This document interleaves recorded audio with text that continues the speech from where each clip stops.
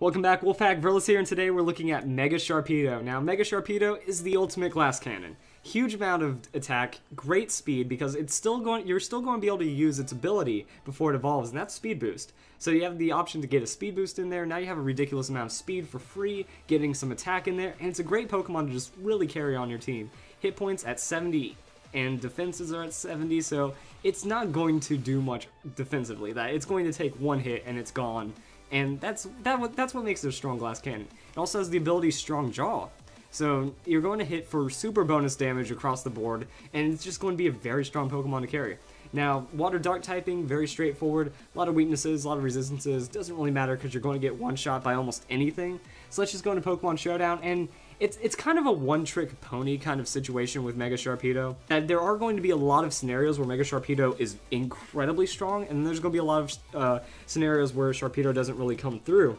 And that's kind of the unfortunate thing, that with that 140 attack, it has a little bit of a hindrance in that it's going to be in the realm where it's not going to one-hit KO everything neutrally, but it can one-hit KO most Pokemon neutrally, but there's going to be those ones that can, survive a hit and then just dish out a stronger hit back and knock you out. So it's going to be kind of like a revenge two-hit KO kind of setup, force-out Pokemon that could work out really well, because nothing can really safely switch in on Sharpedo and not get two-hit KO'd.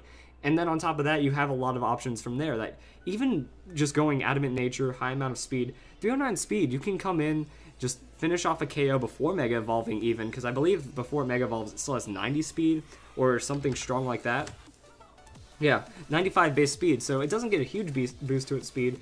It's still going to be able to outspeed some slower Pokemon, so you come in, get the Revenge KO, then you can Mega Evolve, or you can just come in, protect, get the speed, and then evolve, and you're going to be good to go from there. Ice Fang is going to get your Strong Jaw boost, so 50% more damage on an Ice-type move. Crunch, Stab, 50% on all that, but this is even with all those boosts. You're barely going to not KO some Pokemon. You can't one-hit KO Kang. It's 80%, 90% damage, which is very unfortunate. And then from there, I like to carry a Destiny Bond personally, because it's kind of like going for the Ice Fang. It kind of shares the same supers with Water, gives you a little extra coverage. Crunch is going to be your go-to, and then Destiny Bond. You come in, knock out a Pokemon, knock out another Pokemon, and if you don't feel the KO, they're on a Destiny Bond. You're going to outspeed them, they're going to one-hit KO you, and at least it makes you a 1-for-1 if you're playing Sharpedo properly. So you're going to get the 1-for-1, if not 2 or 3 KOs, because if you come in for Revenge, that's 1. If they come in and they can't handle it, that could be 2, and then the Destiny Bond. Or also, if you bring it in on a super effective hit. Everyone knows you're going to be carrying Waterfall, Ice Fang, Crunch, so if they know you have a super against them, they might try to switch out into a tankier Pokemon, which could put them in a 2-hit KO position.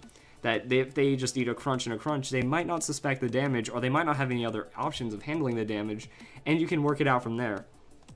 Now, the other move you would be carrying is Waterfall. Waterfall, Stab, 80 power, a lot of damage. That chance to flinch is really nice too, because if you're going that fast, the flinch could save a game just off that 20%, which is kind of insane. It doesn't get the Strong Jaw boost, but it's still really nice. Now, the problem with running it like this is that on that turn you Mega Evolve, you're not going to have that speed boost.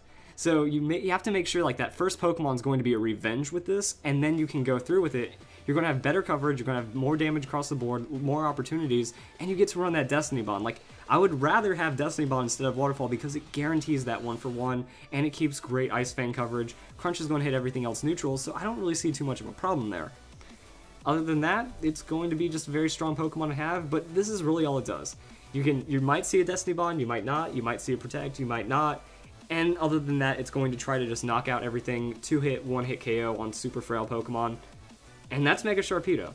I hope you guys enjoyed the video. That's how you use Mega Sharpedo.